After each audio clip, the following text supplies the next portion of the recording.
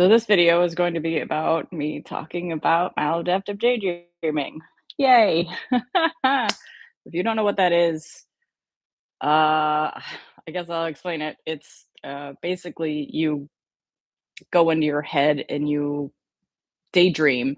The thing is, though, the difference is that when you daydream, you could do it for hours, and you could create whole stories and a whole different world in your head. And the thing about the maladaptive part is that you would rather be in your head than out here. And typically it happens because like you're unhappy out here, like the reality kind of isn't great. So you and your unconscious, like you create a whole thing in your head, and you'd rather be there, and you just spend hours there. You lose time, you lose moments, maybe with conversations, talking to people like loved ones, and or you miss important details, or you miss getting on the train, you miss just random stuff, and you don't mean to, because things just happen because you'd just rather be there, because like this just sucks out here, it's just, so you could just, you do it in the car, I could do it anywhere, man. Like always, we just had this joke about like, oh, if I'm a good citizen, but if I was ever put in prison into like solitary confinement or something, like I would be fine. I'd be totally fine because I could just go into my head and just stay there and just be like, "Yay, this is great." But sometimes it's an event, or it's just like loneliness. Sometimes it's loneliness. Like it could be just about anything, but like these seem to be the majority of them. Like reading through Reddit, reading through like some of the discords that are there, and just what happened to me, and Ben Stiller's The Secret Life of Walter Mitty is a movie, so, like, that tells a lot of, how things work. You just sort of go through this whole thing, and you're just like, "Oh, this is,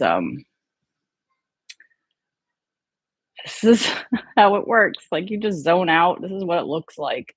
Yeah, because he missed the train, like, yeah, his boss would just poke him in the head, like, but it's very much a hero's journey story, so, and it's beautiful. It's so worth watching even without, like, all the technical medical things that are going on with him, because at no point does it mention that he has maladaptive daydreaming. So, like, because this all started with him with his because his father died as a teenager, and he had all these ideas that he wanted to do for himself, the person he wanted to be, and that got cut right off because his father didn't have enough savings. So, like, he died on a Tuesday, and they had a funeral that Thursday, and that same Thursday, like, he got a haircut, shaved that mohawk off, and got a job at Papa John's, and, like, that was it. And so he's just unhappy out here, so he goes and he creates to be the person he wants to be in his head. So, my parents are going through a divorce, and fought in front of me a lot, and like my whole life was just crumbling around me. And yeah, that's what did it for me. Is just before that, I used to write though, and I would kind of there'd be other worlds, and I would put myself in that world just to like, but as a different character. Like I wouldn't use my name or whatever. So, like before that, I really loved Peter Pan and the Pirates. It was an animated show, and yeah, so I wrote like little stories with a version of me in the thing, and it just like, because I like other worlds, and then because I didn't understand world building as a child. So I was, because I watched a lot of cartoons, a lot of fiction and stuff. So like that's just how I see things in my head. And yeah, later that's just what I kept doing all that. And there was a point though that I had like 3 different worlds in my head. Like I have a female Ninja Turtle, I have an X-Men character, and then I had a character in Batman the Animated Series. And even after a while, like, I got overwhelmed by having, like, which one do I wanna go into now? For a while, it was nice to have, like, oh, I could go into multiple ones. And then I got tired, and I'm just like, I have to pick one, just one. So I picked the Batman one. And yeah, and then it grew into this epic thing. But for a while there, like, I was like I was just doing the things that I was supposed to do. It's just like because my parents were now non-existent, I no longer saw them as authority figures, and I had to grow up really fast and be independent, like that, without anything. There was nothing. So I mean, I still had it better. I mean, like, I had a place to live and, food and school but, like, I didn't really connect with my friends so much anymore. I didn't really connect with anybody, and, high school just it's high school, so it already sucks. So, eh, um, after that, like, then I went to college because 'cause I'm supposed to graduate high school and go to college. So I did that, and then when college was done, it was like, now what? Like I'm supposed to get a job using my degree. That was not happening so well because the town I was living in um did not it wasn't the economy in it sucked, so I didn't really it was hard to find a job there.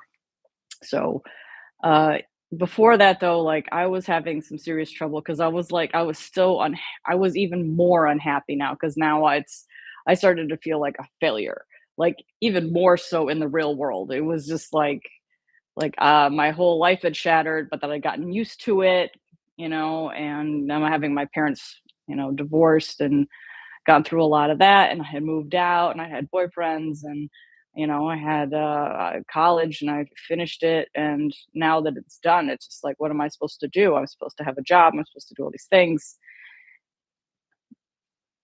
Yeah, and I was just more miserable, so I would just lay there and I could go into my head and do whatever I wanted, and it was great. It was so great. But uh yeah, I would wake up. I would just open my eyes because I was never really asleep, and I would just open my eyes and be like, "Oh, it's dark. Oh, crap." So, yeah, I decided that I no longer wanted to live that way. So, um, found a book. I was like, I looked in the mirror and I was like, I can't do this anymore. I should not live this way. This is not healthy. Like, I need some help. But I was too proud to ask for help because I'd grow up too fast and I was too independent. And now it's like, yeah, I cannot depend on anybody else. Yeah, I was already messed up in like a bunch of different ways. So, what could I do? Oh, they have these self help books, the books, right? So I was like, well, let me go to the library and see what happens. So I went to the library and you go to the self-help section, and I gotta tell you, like, it was a lot. It was like a whole row of it. And there was like three large sections of just all these self-help books. And it was like, what is happening? Why is there so many? How are you supposed to pick one? Like somebody's already like having mental issues and they have to look through this. How do you pick one? So I decided just like, okay, this is just like shopping. It's just like shopping. Like if it's for me, like it'll call out to me. Like if it wants to come home with me, it will let me know. So I just started at this side and went through and I'm just like, I'm just gonna read titles and we'll figure it out. So I'm just reading and I didn't have far to go because it starts with numbers, right? And I found this book. It's called The 10 Habits of or no, no, it's not the 10 Habits of Highly Effective People. I read that later. No, I had read that before in high school. That is not the book. No, it was 10 Steps to a Positive Mental Attitude. This is by Napoleon Hill. I had no idea who Napoleon Hill was at the time. Sure do now. I know who he is. So, yeah, he did a whole lot of stuff like this. So I took this book. I'm like, okay. And I'm like, all right, steps. I'm like, I can handle steps. Like, I could do that. No problem. Yeah, I'll just do one thing at a time. I'm just like, I'm orderly. I could do that. Right. So I checked it out. And now, okay. So in this library, it has a very long hallway. It's a very long hallway. It's just like to get back to where the parking garage is. Right. And there's nobody else in this hallway. It's just this long hallway. And I mean, I've been going to this library since I was baby. So I know this hallway. It's like an intimate relationship with this hallway, and I'm just walking down it, going back to the car, and I'm just looking down at this book, just looking at it, and I'm just gonna be like, "You're gonna make me do the stupidest stuff, but you know what? I'm gonna do it. I'm gonna do all of it." Ha! And I was just so prideful in another way. That would like flipped because I knew the book would have me like talk to myself in the mirror, make a mantra. Maybe it would make me like make a vision board or something and have me cutting things out of magazines and stuff. And I'm just like, at the time I was like, this is so awful. I don't want to do this. So but I went through and I went through and I did it. And I am on a cat sit right now, and I will be home next week. So I will talk more about the book next week because uh, they renamed like that book is out of print with that title. They renamed it like The Keys to Success or something like that. And I have that version of the book, but it's the same book. Oh, they had to change the title, is whatever. Is it still kind of the same on the cover? Anyway, I'll show you next week. But or I get pull it up on the internet. We're on the internet. Because I'm just gonna go live and edit this. So there's the other thing with maladaptive daydreaming is that like we do things in our heads. So I'll tell you, I have had a YouTube channel for over a year in my head, for like at least like 2 years. I've had a very cool YouTube channel in my head. Not that you'd know, because it's in my head. That's why it's so hard to, like, actually come out here and do things. It's hard to actually, like, talk to the camera. It's not necessarily a fear of being seen, it's not exactly a fear of success or fear of failure or fear of whatever. It's just it's maladaptive daydreaming. I've already done it in my head. Henceforth, it is done. So me coming out to actually do this and make a YouTube video was like huge. But that's why I'm doing it live, and then I'll just cut off the front and make it an actual video. So going live is actually easier for me because I don't have to worry about cuts and edits too much. I really just don't want to do that if I can help it at all. I'd rather just talk to you and just be myself and just get this across with as few tangents as possible. But here I am. We're talking about something a little different, but it's still kind of in it, I guess. So I took this book home and yeah, I did all the steps. I'll talk to you about it next week, I guess. But it involves, yep, making a mantra because it makes you choose. Because I couldn't really tell at first like what it was that I wanted to change. It's just like I don't know what it is that I'm doing because this didn't have a name at the time. Well, technically, I guess there was a guy who wrote a paper on it in 2002 naming it maladaptive daydreaming, but I only heard this term like within the last year. And I'm like, "Oh, it's called something? That's awesome. Oh my gosh, like that's what I do." And now there's all these people. There's a whole Reddit, there's a whole Discord, and I'm just like, "Oh, I should go and connect with these other people." Like, and actually talk about it. So, because what I'm doing now is, which is part of it is like I'm kind of hoping that you'll come along with the ride. I'll make another video about how I got through it, how the book helped me because I kicked it. The book, I did everything the book said to do except the religious bit.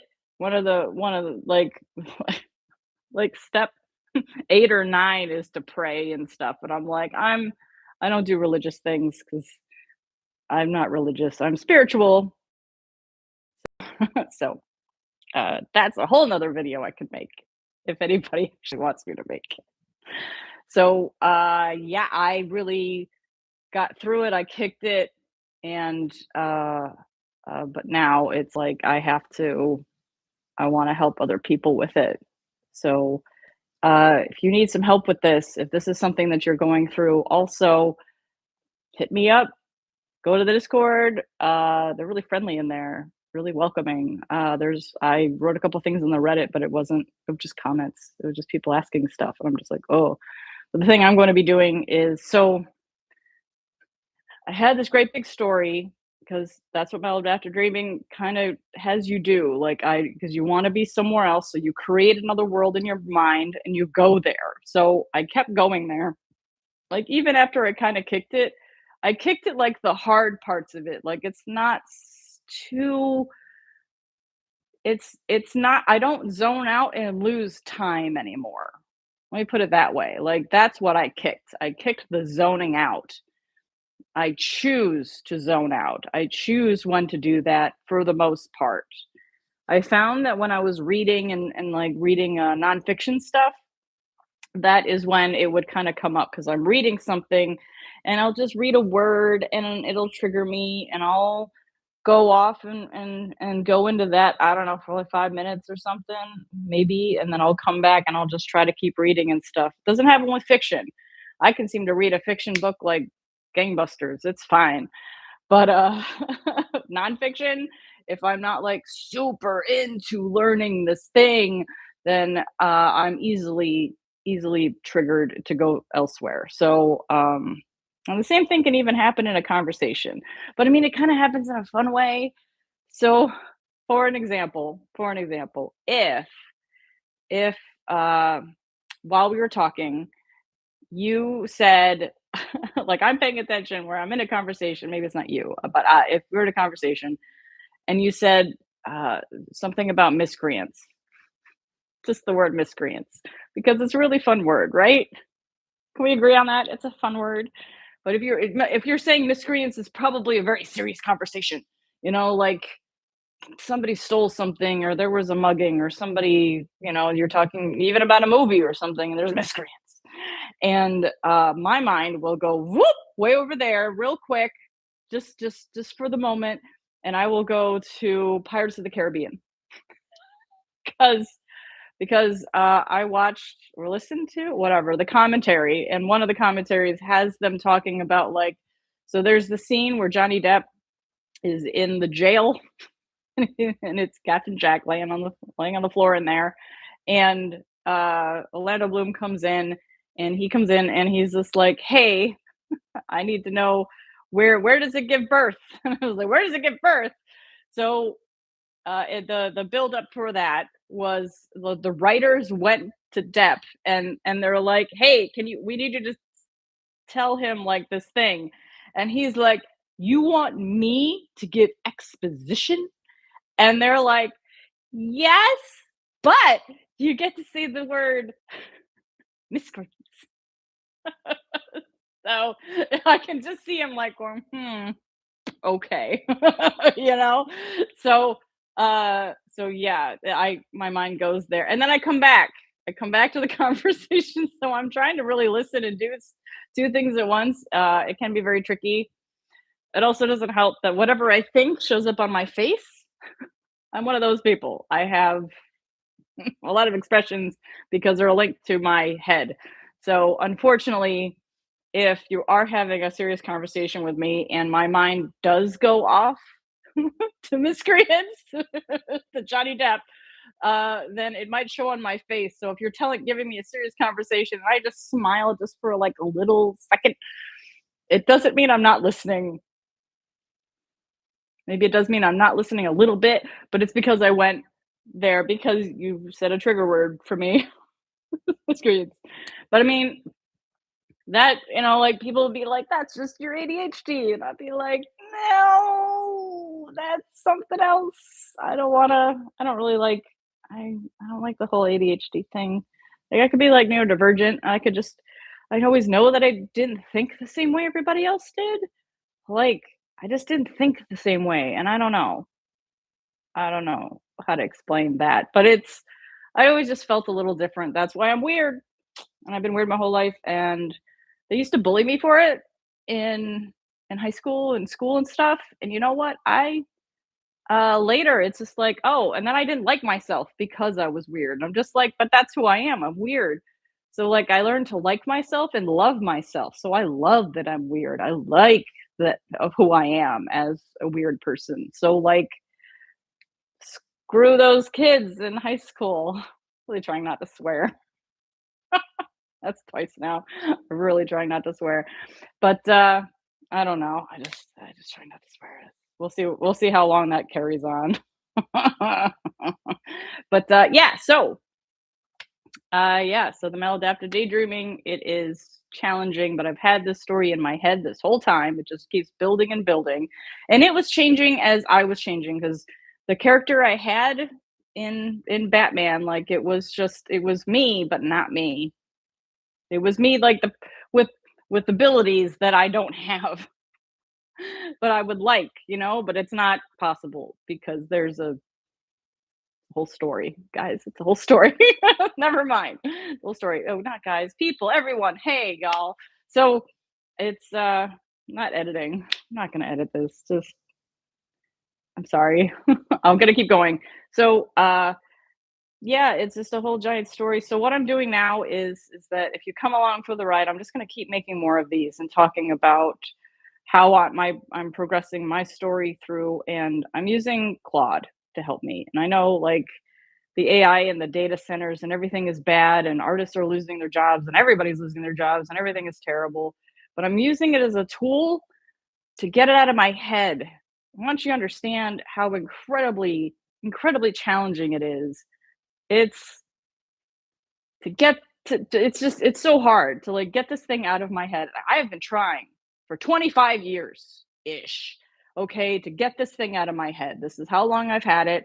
So like I was even just going through life and just doing it. And then I got married right around 30 and I'm like, "Oh, I'm in like this intimate relationship. I should tell somebody about this now. I can tell him. I can tell this guy because he's my husband. He should know what's going on in my head." So I was trying to tell him about this because I hadn't told anybody. Like I tried to tell this one other guy, but it's just too much. I couldn't do it. So like I'm telling him for the first time ever. I'm 30. I've been doing it for like already 15 years, right? So it's just like, all right, uh, here's is this, and this, and he's like, this is great, but it's too much. You need to write it down. And I'm like mortified. I need to understand how mortified I am because this has been in my head and it's intimate for me. And I'm like, what am I gonna do if I write it down? Like, what's the point of writing it down? I don't know. So it was like a whole week of just like going through it until I get to the end of the week because most of my issues, like, I last a week and then I'm through it. So at the end of the week, I'm like, well, okay, well, how would I write it? How would I do this? Like, what is this? I don't even know what it is. So I'm like, is it a comic? Is it an animation? Is it real? Is it even real? Is it a novel? Like, what is this? I had no idea. And I was just spitballing and trying anything and just talking and just thinking about things and just like, how do I organize this? And what is it exactly? Even it was so much. It was so much. So I just I I was even like we were going to conventions because that's what I do. I go to anime conventions. I was working for a video game festival. So I mean like video game music festival. So it's just like I was doing all this stuff already. So I was already going to these events. So I ended up, I go to a Dragon Con. And at the Dragon Con, they have a copyright copyright panel. And I'm like through the copyright panel and I had a question and I waited and they didn't get to my question. So I hit them up on the way out while they're like walking to their next panel because I'm not afraid to talk to people. I don't care. So I just was asking them to be like, hey, well, I've got this story and I don't know it's about Batman or something. And then they're just like, oh, well, do you want to like sell it to DC and lose all your creative rights or something? Or just like, what are you doing with that? And I'm just like, I'm not even an artist. I'm not a real writer. I don't know, and I'm just like, and I definitely don't want to sell to DC or do any of that. So I'm just like, all right. So the next thing I started to do was deconstruct everything that was already in my head.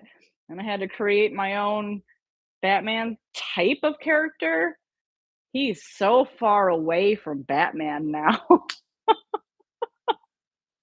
which is great because DC will not have any issue with me. There's no there's no copyright anywhere on this. It doesn't it's so far away. Like, it's not even a real Gotham City. Like, it's totally different. It's all different. So I just started creating this own thing, and I'm just like, "Oh," and I talked to my buddy Hawk. Um, he's the artist for Apple Geeks, which is, like, gone now, but he's still alive and my friend. And he's like, "Here, try Scrivener." And I'm like, "Okay." So I got Scrivener, and it's this great program because it's a standalone. You can just buy it and put it in there, and it has like cards for characters, and it's so cool. Oh, hey Mel, sorry, someone's in here. Hi. What is hands and counting your fingers to make sure you're really you? I'm really me. My own rabbit hole. Till I get. Oh yeah, the Viscerated thing. Yeah, yeah. I was so glad. Hi. I miss you. I miss you. Swear to God, I will not be editing this. I'm going to keep going. I love you. Um, so yeah, so like I'm doing the Scrivener, and Scrivener's great. It's a wonderful program.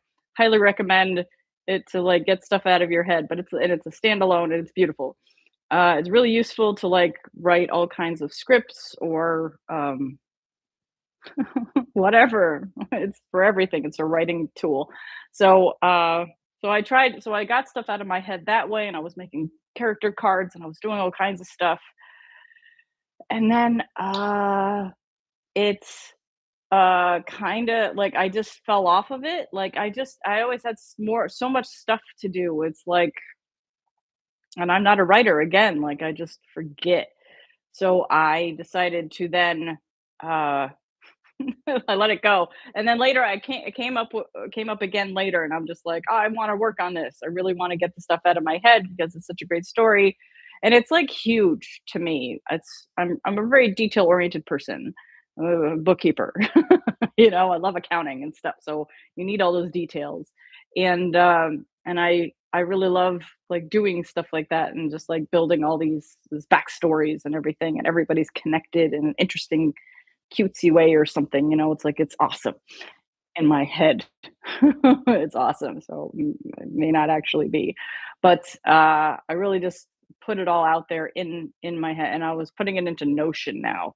So I'm like, all right, so I like took things from Scrivener and I put it into Notion because I started to learn Notion. That was another thing. Like I'm just learning more programs, but it's on the internet now. It's on the cloud. So I can work on it from anywhere. So I thought that would be cool, instead of in case it wasn't on this computer or that computer, because Scrivener is like specific to that particular computer that you're on or using or whatever. So it's just like, oh, well, Notion's everywhere. And then I fell off again because I am not a writer. I could say that I'm a writer, but then I still wouldn't, like maybe I just keep telling myself I'm a writer. The thing is that with writers is that they have lots of stories. They have multiple stories. They can just pick up a story. They have no characters. They studied this stuff. They know what they're doing. They care about word count. They care about paragraph and and acts, making things into acts.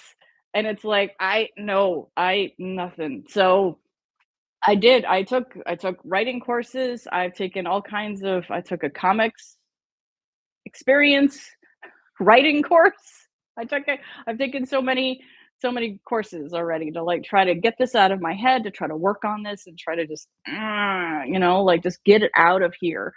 And it's only just started to work recently with Claude. So the I was started using Claude a little bit different with ChatGPT. Like ChatGPT, I was using it a little bit. Like I tried to like because I don't want it to write it for me. I want to be really clear about this. The AI does not write anything for me. Like it writes through me and it asks me questions. I use it to organize all my information. I'm not using any artwork. I'm not doing anything. It's connected to Notion so that I just dictate because I just talk about it. I don't have to type it out. I'm not writing. It's like I just have this whole thing in my head. I've told it all these characters. I've told it these stories. I'm like, I got a bunch of episodes already because between Scrivener and Notion, I've gotten it into like three giant phases for this character story. Like it's this giant thing. but now it doesn't feel so big. Like it still feels big, but it feels like, there's the pieces of it. And now like I've got it episodic, and then as the more like it comes out of me, and like I can make it more episodic, and I can make it more interesting, and I can round out my characters, and I can fill things in, because it was always so overwhelming to me to be like, "Oh, the story is just so big," and it's just like, "Is it episodic? Is it a comic? Do I have to worry about gutters?" I mean, I don't know. So, I just want it out of my head. So that's well, I feel like I have to be defend myself from using the AI, because I don't want data centers. I don't want water stuff. I want I want us to be I tell you though, I do want Star Trek. Okay. I want Star Trek to happen. Okay.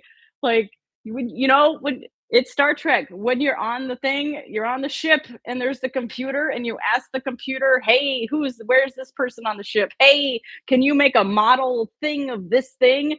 That's an AI doing that. So if like we already have an AI, can we make a replicator? Orville told us that we just need a replicator. So like let's maybe the AI can just help us make a replicator and then we'll go from there. It's fine. But like, I mean, the whole holodeck is created by an AI. Like like we need like if we want Star Trek if we want anything like that's science fiction to become actual science, like let's do it. I am for that. And I'm not even a huge Trekkie. I just love Star Trek. I just don't I'm not super into the details like many fans are, you know? It's just like but I love Star Trek and I want that to happen. But that's AI. Like we have to like kind of contend with the things that we want. This is how we get them.